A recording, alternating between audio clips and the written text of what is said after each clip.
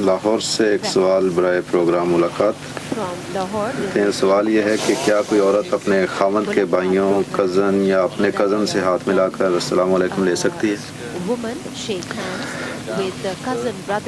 ہاتھ ملانا ایک ایسی عادت ہے جو مغربی معاشرے کی وجہ سے زیادہ تر ہمارے ہاں رواج پکڑ گئی ہے، اور اس میں تقویٰ کا تقاضا یہ ہے کہ برتی جائے.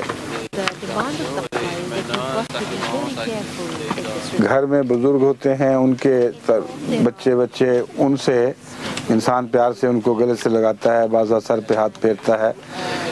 وہ اس وقت کے حالات بتاتے ہیں کہ کسی کے ذہن میں وہم و گمان بھی نہیں گزر سکتا کہ اس تعلق میں کسی نہ قسم کی کوئی قباحت ہے. اور یہ ہمارے ملک میں خصوصاً گھر کے بڑوں کے پاس جا کے بچوں کا سر آگے کرنا یہ رواج پایا جاتا ہے. اس کی کیا سند ہے یہ میں نہیں جانتا، مگر جس رنگ میں یہ رائج ہے کبھی اس سے کوئی بدی پھوٹتی ہوئی ہمیں نظر نہیں آئی.